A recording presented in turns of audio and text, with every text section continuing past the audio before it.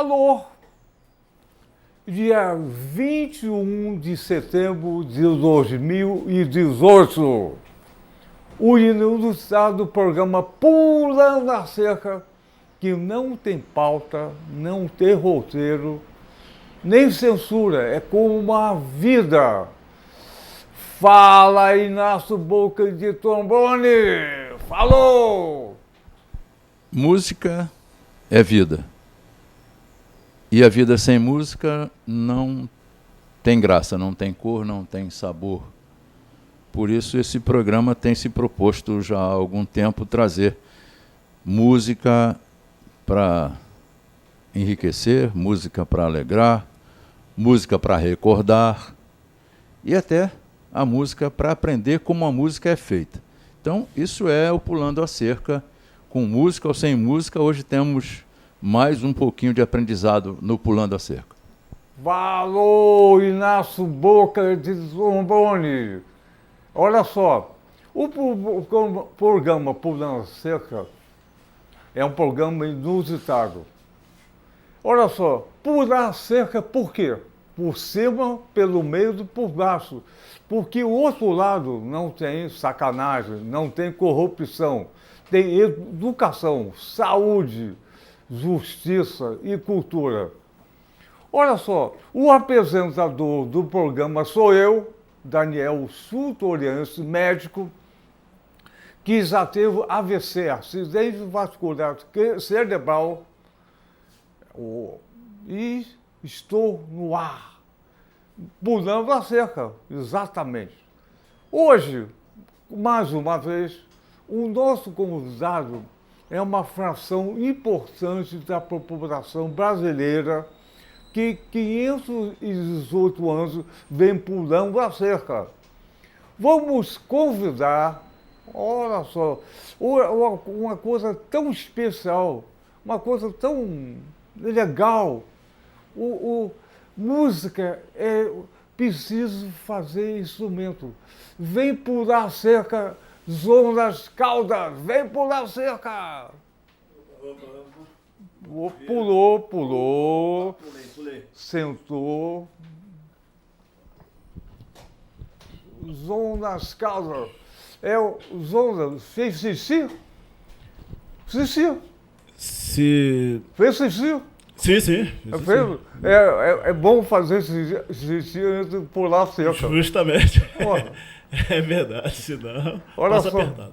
E qual é a sua idade, Zonas? Novinho, 55.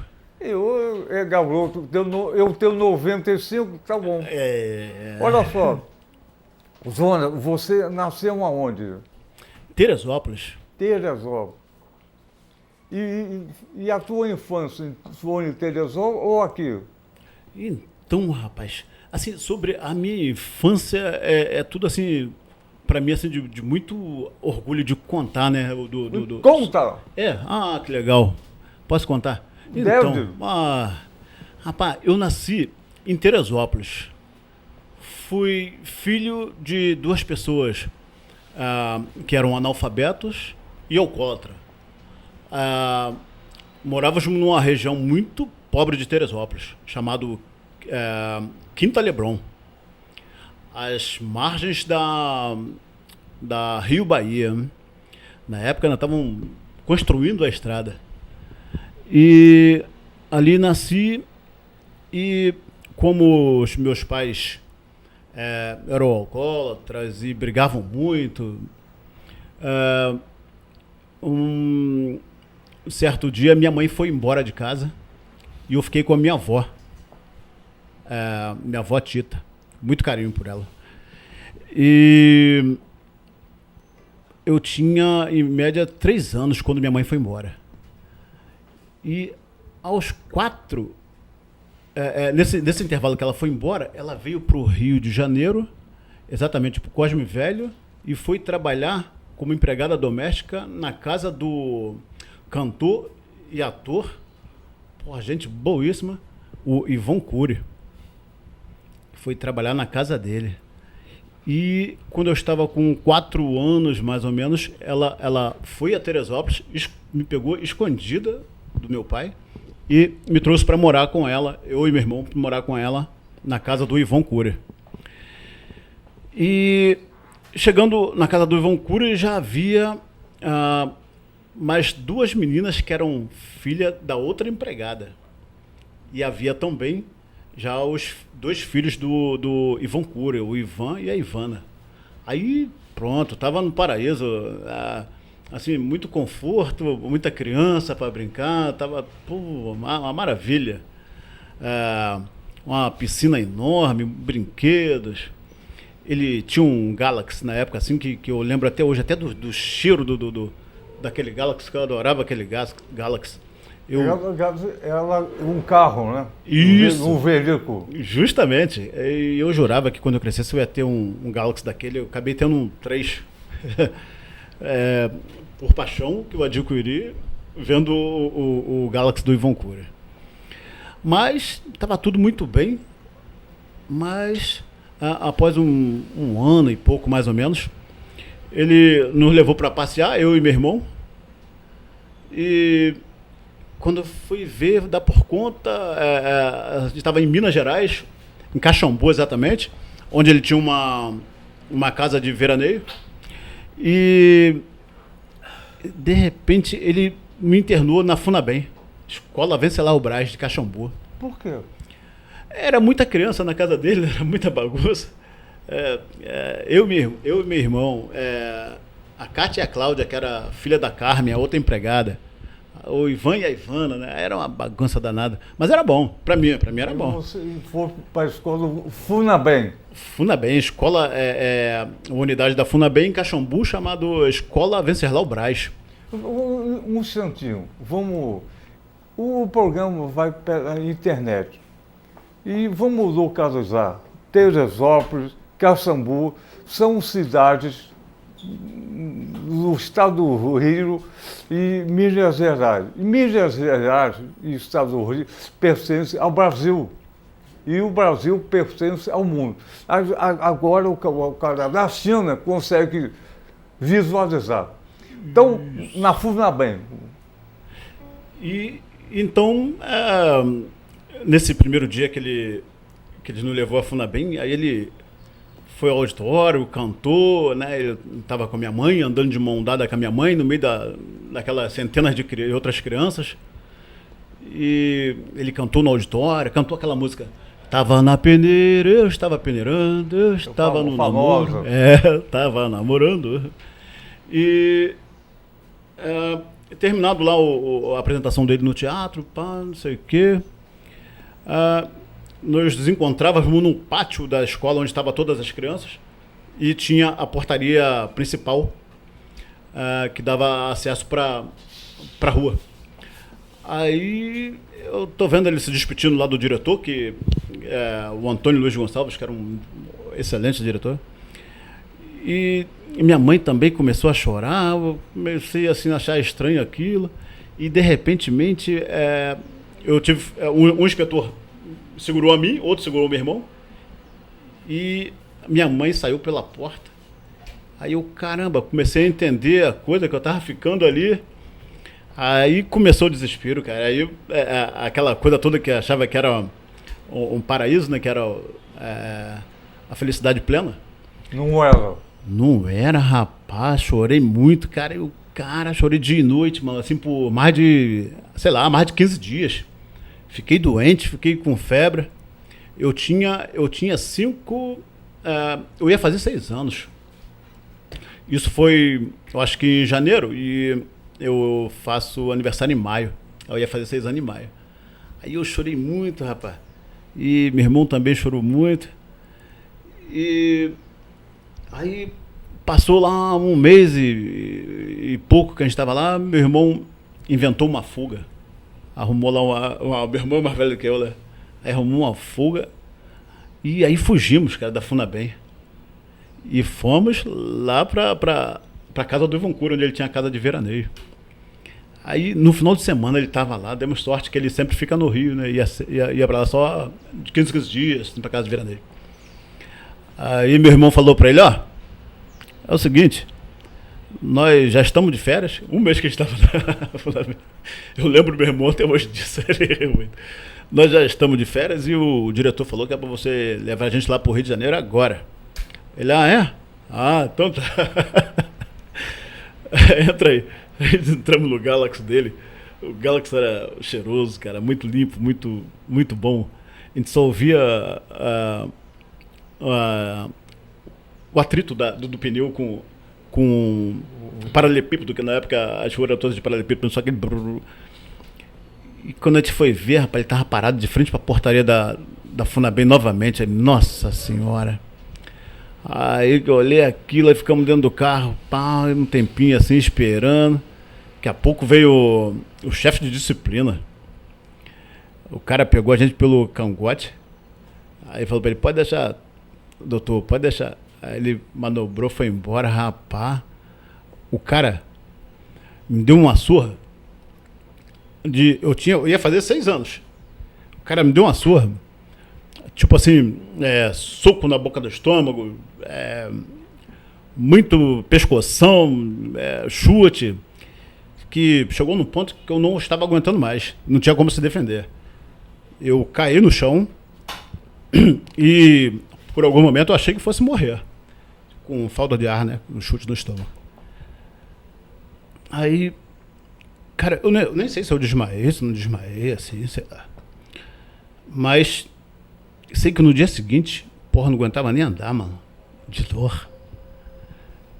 E ficou declarado na palestra da noite que eu e o meu irmão não poderíamos mais ficar juntos, que era pra gente não combinar nada.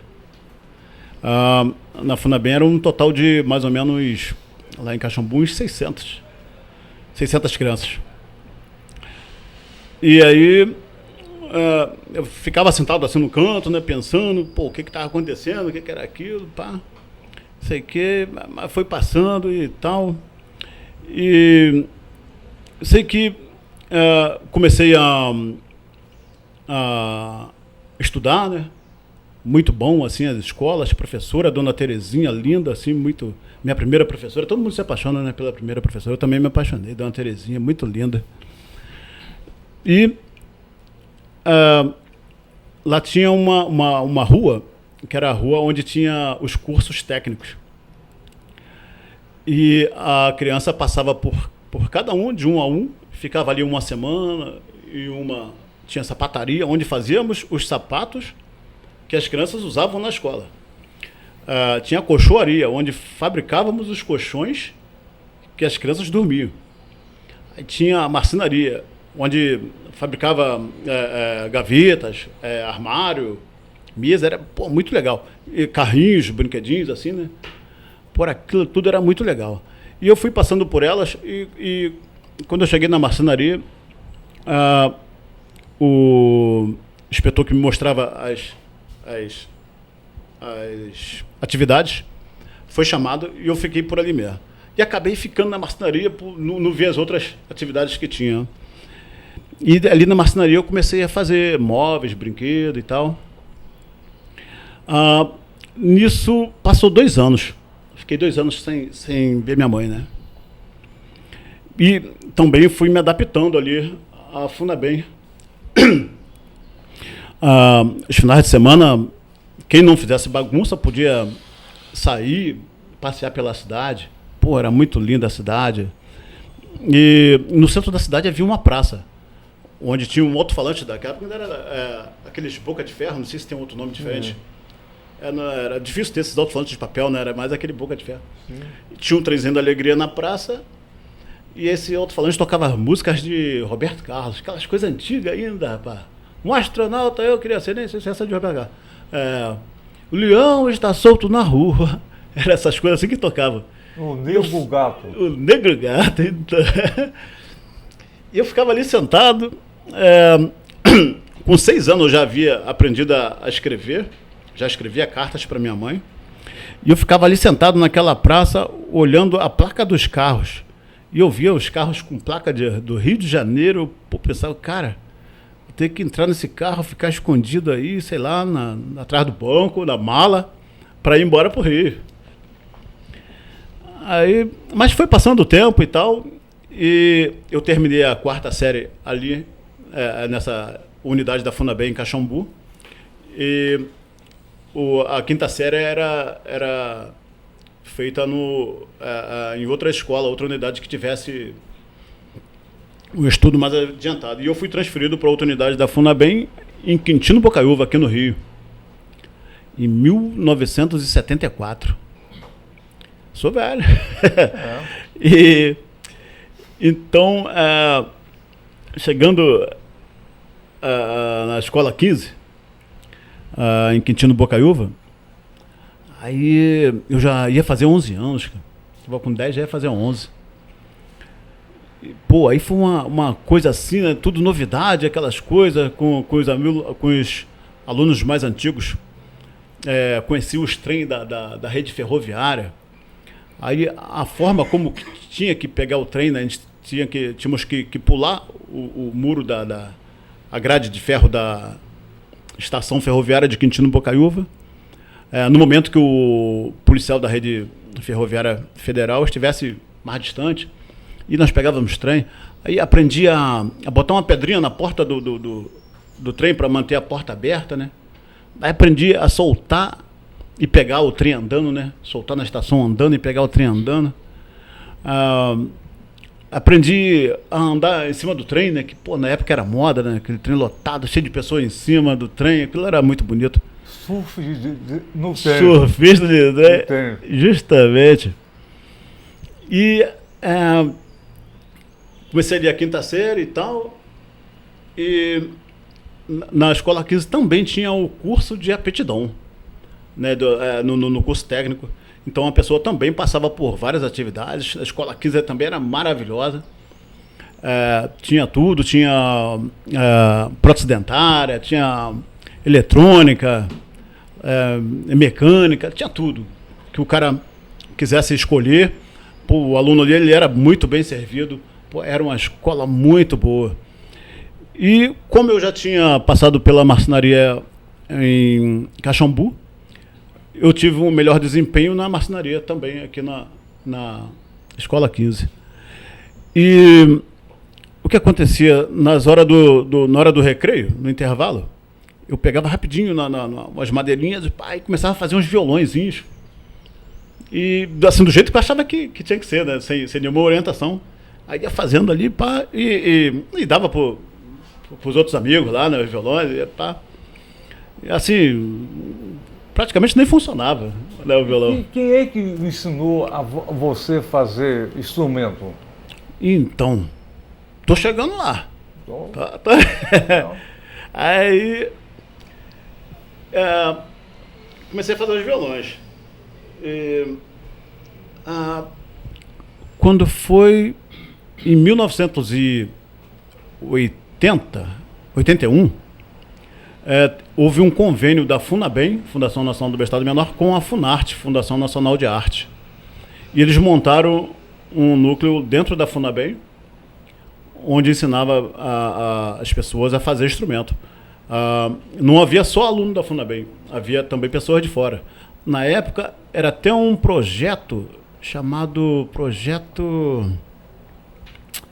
Era um projeto que havia um luthier de cada estado do Brasil aprendendo, para que esse luthier voltasse para o seu estado e fabricasse instrumentos e reparasse instrumentos clássicos. O luthier é a pessoa que fabrica instrumento.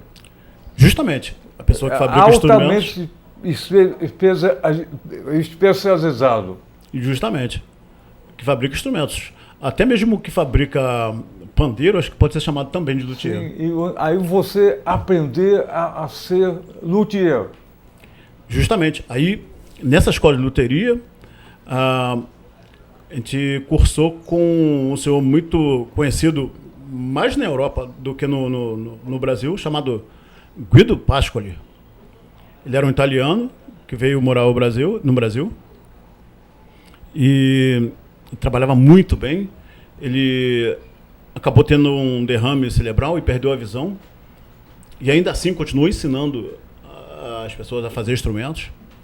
O instrumento dele é muito bem cotado assim financeiramente, né? fora do país, na França, na Itália, Alemanha. E eu fiz esse curso de luteria durante 3 anos com o Guido Pascoli. Após esses 3 anos, eu também já estava com 18 anos e já havia terminado esse curso. Eu fui convidado para trabalhar com um senhor que fabricava instrumentos medievais, renascentista e barroco, chamado senhor Joaquim Pinheiro. Ele tinha oficina em Paquetá. Ele fornecia todo o material, né, toda a matéria-prima, e nos pagava 25% de cada instrumento pronto. Depois ele mudou a oficina pro Jacaré, e acabou virando assim o local uma comunidade assim muito fechada. Ele mudou então para Santa Cruz, pro bairro de Paciência. Ele comprou um sítio, montou um galpão muito grande, uma estrutura assim internacional, muito legal mesmo, assim, que era o ateliê do Joaquim Pinheiro. E eu trabalhei com ele ali mais alguns anos. E nesse intervalo, a minha mãe já não estava mais com o Ivon Cury e trabalhava como doméstica na casa de alguém em São Francisco, né? E ela alugou um quarto na casa do senhor, na favela, chamado Grota do Surucucu. Mas, nesse tempo também, eu já havia descoberto que na Funabem eu tinha muito mais conforto do que em casa. Pô, era um bandejão com arroz branquinho, um feijão bonito, assim, limpo, um bife bonito, não podia repetir aquela mesma carne na janta. No dia seguinte também não podia repetir, era coisa renovada, era coisa fina mesmo. A cama era um lençol muito limpinho, muito cheiroso, assim, naquele cheiro de lavanderia, assim. Tinha piscina na recreação, né? Futebol, tinha bicicleta de ciclismo, tinha judô, tinha tudo na Funabem. Tinha reforço escolar, caso tivesse dúvida de alguma coisa, tinha o professor de plantão, para quem tivesse dúvida, o médico também, tinha tudo, dentista. Então eu acabei descobrindo que era melhor eu passar mais tempo na Funabem do que em casa. E eu ia pouco em casa, ficar com minha mãe, ficava mais na Funabem, e até porque eu também tinha um trem que eu era apaixonado pela essa parte da infância, né? Nós pegávamos o trem em Quintino, às vezes soltávamos em Piedade, íamos na praça de Piedade, tinha as oferendas que as pessoas botam para os santos. Nós ficávamos ali, às vezes, às vezes chegávamos ali, a pessoa estava ali ainda com a mão no rosto, de olho fechado, colocando aquela oferenda. Nós esperávamos ali, mas era uma briga, porque não era só eu não, tinha concorrência, tinha outros garotos da Funabem que concorriam. E quando a pessoa mal virava as costas, era uma briga para pegar aquele doce. Aí, na época tinha aquelas bolsas de papel, né, de supermercado. Aí enchia aquela bolsa ali de doce, aí saía dali, pegava o trem, ia pro Meia, tinha que ter um itinerário, certo? Mas era uma correria, né, cada concorrência. E chegava no Meia, tinha que fazer o mesmo ritual, sair pegando os doces da praça, encher a bolsa de doce. Depois, anterior a isso, o que nós já fazíamos, pegava algum aluno da Funabem um pouquinho mais gordo e pedia a calça dele emprestada. Esse ficava de calção por um tempo, a gente vestia aquela calça muito larga dele, pegava o doce, depois ia para Sendas do Meia. Eu acho que foi uma das primeiras Sendas do Meia. O Arthur Sendas, ele foi um cara bom. Eu sempre fui muito simpático com esse cara. Se ele tivesse vivo, eu gostaria de pedir desculpa a ele. Se ele, de repente, até repor alguma coisa. Então, nós entrávamos nas Sendas e íamos na prateleira de roupas esportivas. Aí, na época, tinha lançamento, uma calça da Adidas que tinha uma listrinha assim do lado, assim. Aquela calça esportiva da Adidas, aquilo era bom barato, todo mundo queria aquilo. E nós pegávamos 3 calças daquela. Aí ia pro mostrador, chegava lá, vestia 2 calças daquela, uma por cima da outra, depois vestia a calça do gordo que a gente pegou com o amigo e voltava com uma calça na mão e entregava pra dona, obrigado. E saía na portaria, pronto, ia embora. Ô, Jonas, você falou que voltou a São Francisco, em Niterói, na Grota do Surucucu. E a Grota do Surucucu é uma comunidade que tinha um trabalho com música. E você teve contato com esse pessoal e o luthier, fabricante de instrumentos, você se articulou com a Grota do Surucucu, a orquestra. Justamente. Foi tudo assim uma coincidência de casos e fatos, né? Quando eu ainda trabalhava para o Joaquim Pinheiro, eu conheci o Márcio Seles e a Lenora. Que é maestro e coordenador musical da Universidade Federal Fluminense. Justamente. É ele mesmo. E conheci o Márcio e a Lenora. Eles já começavam a praticar música barroca e compravam os instrumentos lá com o Joaquim Pinheiro. E minha mãe havia alugado um quarto na favela da Grota do Surucucu. E a mãe do Márcio já fazia um projeto na comunidade. Foi a mãe do Márcio que começou o processo de música na Grota do Surucucu. Na Grota do Surucucu. Elas já faziam esse trabalho em que ela conversava com as meninas, né, sobre assim, se precaver, né, pela gravidez, que havia muitas meninas que engravidavam muito novas, ensinava a plantar, né, tanto que o nome do espaço ficou Horta, porque ela ensinava as crianças a plantar batata, alface, ela ensinava as crianças a costurar e tal. E foi tempo que eu saí do Joaquim e montei um próprio ateliê. Na Grota do... Aonde? Esse ainda não, foi na Vila Progresso. Progresso. Justamente.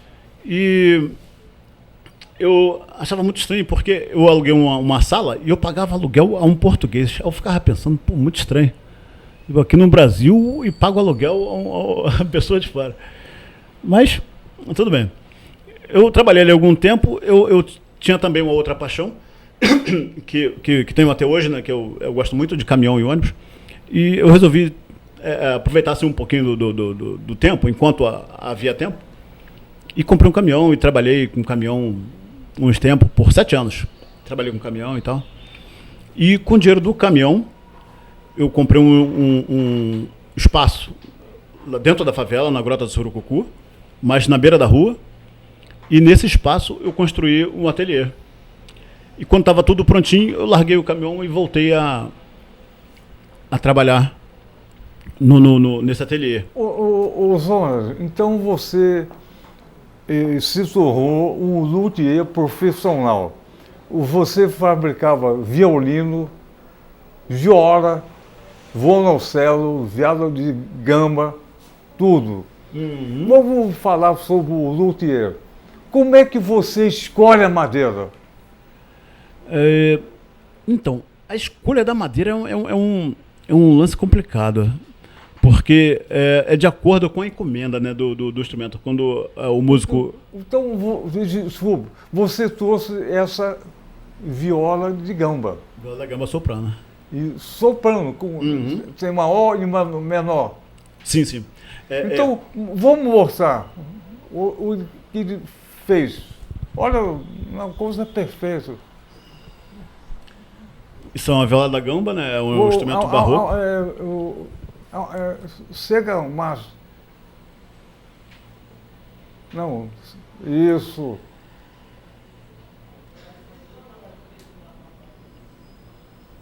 Essa é a viola da gamba soprano. Existe uma outra viola um pouco mais aguda ainda do que a soprano, que é a Paz de Si, de viola. Ela é um pouquinho menor, é um pouquinho mais tenso, né, as cordas. e ela é um pouquinho mais aguda. Viola da gamba é zoeiro, né? Vou tocar aqui, né? Justamente, né? Que é italiano, né? Seria pernas. Isso, né? perna. Então é viola de tocar entre as pernas. Gamba é zoeiro. Gamba é zoeiro. É. Em italiano? É. Olha, segura com o zoeiro. Uhum. E quanto tempo você demora para fazer esse instrumento fantástico? Então, é outro problema, rapaz. Porque eu gosto de fazer ele todo assim à mão, né? Gosto assim do artesanato, né? Assim, gosto de unir o instrumento ao artesanato. Então, eu faço tudo à mão, as cravelhas eu faço também, a voluta, tudo aqui. Eu só não faço as cordas, cavalete, estandarte. Então, eu acabo demorando, em média, assim, uns 3, 4 meses para fazer uma viola da gamba dessa aqui. E esses dias eu estava olhando, no cortão que você fala, pô, eu levo 3, 4 meses para fazer a viola da gamba. Esses dias os caras começaram a obra próximo ali ao meu ateliê. Porra, em 2 meses os caras fizeram uma casa pronta. Eu, caramba, deixaram a casa pronta, que comparação. E eu levo 3, 4 meses para fazer uma viola. Mas você instrumentalizou o pessoal da Gruta do Sul do Cucu? Sim, aí, então, o que aconteceu? Conheci o Márcio, né? Os casos e fatos, né? Aí, fiz essa oficina ali na Grota do Surucucu, a mãe do Márcio já estava lá, o Márcio já dava aula lá de flauta, e Márcia Eleonora dava aula de flauta para as crianças, e os meus filhos começaram a mexer, por curiosidade, nos violinos dos meus clientes, e os que eu faziam, eles começavam a manusear e tal. Eu não tive não fui muito feliz assim no aprendizado de manusear mesmo o violino, né, de tocar o violino, e achei meio interessante assim, achei que eles tinham um talentozinho. E então eles começaram a aprender. Foi assim um momento que eu conheci a Nerisa Aldrigue, que eu fazia a manutenção dos instrumentos dela, e a Nerisa foi a que arrumou para que eles fizessem aula de violino no espaço dela aqui em Niterói. E em troca eu fazia a manutenção dos instrumentos, uma vez que eu não teria como pagar a aula para os meus filhos. E os meus filhos fazendo aula acabou unindo ali aos garotos do Márcio que tocavam flauta. E aí juntou a flauta e o violino. Eles passaram a aprender, os que tocavam flauta passaram a aprender violino, os meus filhos passaram a aprender flauta. E acabou que veio os amigos dos meus filhos e dos outros, e foram aderindo, gostando e tal. E o grupo foi crescendo, a ponto assim de que não tinha mais espaço assim, para ter aula, né? Então tinha que fazer todo o manejo ali para poder dar atenção a todos os garotos. Havia uma coisa também assim, muito curiosa que eu vou aproveitar correndo aqui rapidinho para falar. É que na comunidade da Grota do Surucucu havia uma divisão. Havia o começo, o meio e o final, onde os moleques não se davam. Se um passasse para a área do outro, eles metiam a porrada. Mas aí tinha essa divergência, né? Mas aí com o lance do projeto, que começou a vir os moleques do meio, do final e do início, começou a se misturar ali na grota, e foi indo e acabou, cara, essa coisa. Foi muito maneiro isso. Virou uma orquestra. Virou uma orquestra. Conhecido no mundo todo. Justamente, conhecida no mundo inteiro. Como em todas as orquestras tem muita desistência, mas todo aquele que já passou pelo aprendizado da música, a música ela é tipo uma academia de ginástica para o cérebro.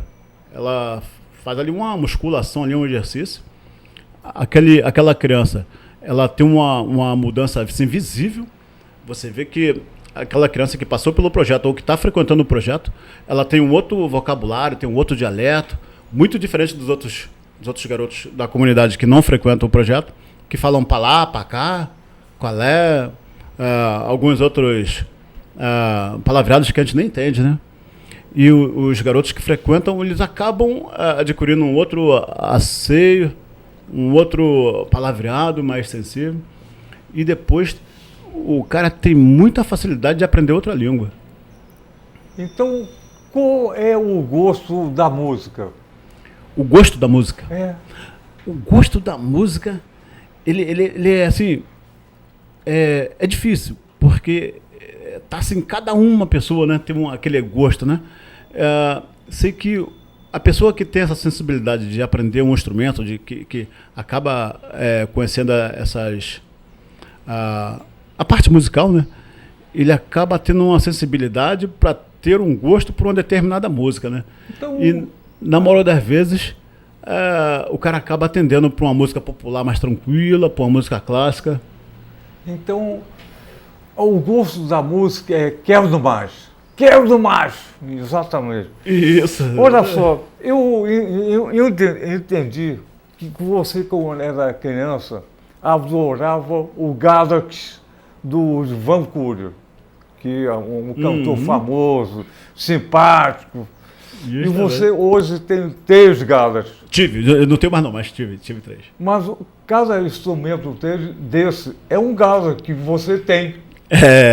Não é? Justamente. Então, demora 3 meses para fazer. O Galaxy é um carro grande, sofisticado. É um Galaxy que você fabrica.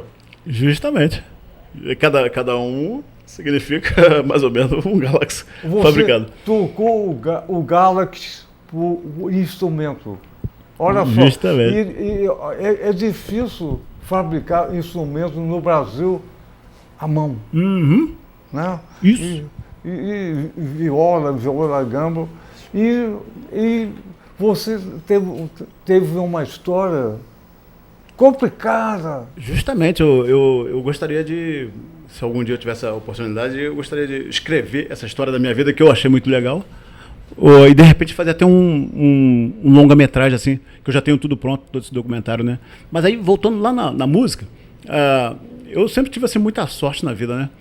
Em uma determinada época, que eu só fazia violino, viola da gamba e violoncelo, eu conheci o Sandrino Santoro. Sandrino Santoro, ele é mestre, professor de baixo acústico e um cara, assim, fora de série, muito inteligente e muito dedicado ao ser humano. E com o Sandrino eu aprendi a fabricar o baixo acústico. Em qualquer outra escola você aprende a luteria, assim, por alto, né? Com o Sandrino Santoro, você aprende os mínimos detalhes da luteria, que é mais importante. Então o Sandrino Santoro é filho do maestro Santoro? Ou Pernite? O Paulo e o Ricardo Santoro são filhos do maestro Sandrino Santoro. Bom. Tem o Sávio também, né? O Sávio Santoro também, que é filho do Sandrino Santoro. Então você fabrica baixo acústico. Baixo acústico que aprendi com o Sandrino Santoro. Eu acho que você deve ter muita encomenda, não tem? Assim, no momento não tenho tanta encomenda, não. O país anda numa fase um pouco difícil e com a entrada do mercado da China, né? O instrumento da China é barato. É barato e até uns anos atrás ele era muito ruim. Mas de uns 15 anos para cá, melhorou muito a qualidade dos instrumentos da China. A concorrência está difícil. Então caiu bastante a encomenda. Como melhorou muito a qualidade do instrumento também. Justamente. O teu é sofisticado. Então, os músicos até procuram, até querem realmente, mas o país, né, está nessa fase difícil que o músico também tem dificuldade, né? Então a orquestra da Agudo do Surucucu hoje tem centenas de garotos que aprendem instrumento e fica uma coisa bonita. Inclusive os meus 2 filhos, o Walter e o Wagner, que são gêmeos, que estavam ali na orquestra de corda da Grota, né? E o Felipe também. Eles foram convidados a fazer uma apresentação nos Estados Unidos, em Nova York. E lá chegando, durante a apresentação, um diretor da universidade simpatizou lá com a pessoa deles, né, dos meus filhos. Aliás, tocar um violino, se você botar uma música, pode ser uma música popular brasileira, que nem seja clássica, levar a partitura lá no Japão, o cidadão lá no Japão vai tocar essa mesma música, Claro. igual. Agora, a diferença está na interpretação. Sim, exatamente. Justamente. É o que meus filhos têm de melhor. Então eles fazem uma interpretação assim daquela história da música, né? Que a música conta uma história, então eles vão lá, floreiam, faz a curva. E isso faz uma diferença, né? E eles acabaram ganhando uma bolsa de estudo nessa apresentação em Nova York. E por lá ficaram. Fizeram faculdade lá na Universidade do Norte de Iowa. Já estão lá há 12 anos. Na universidade eles montaram uma banda, que é a banda B2 Wins. E estão lá. Vivem dessa banda até hoje. Olha só, Jonas Caldas, nós tivemos o prazer de ouvir a tua história. É uma história de um brasileiro comum, que teve dificuldades, alcoolismo, pobreza, e Funabem e conseguiu chegar ao instrumento musical.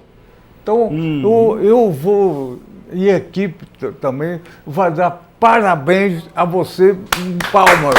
Obrigado. obrigado. Você colocou a tua história e com música, você fabrica um instrumento musical. É uma coisa fantástica. Vamos terminar o programa com música. Opa! Olha só, cantamos assim, 1, 2, 3, pulando a cerca outra vez. Vamos embora. 1, 2, 3, pulando a cerca outra vez. Valeu! Valeu! Luthier! Valeu!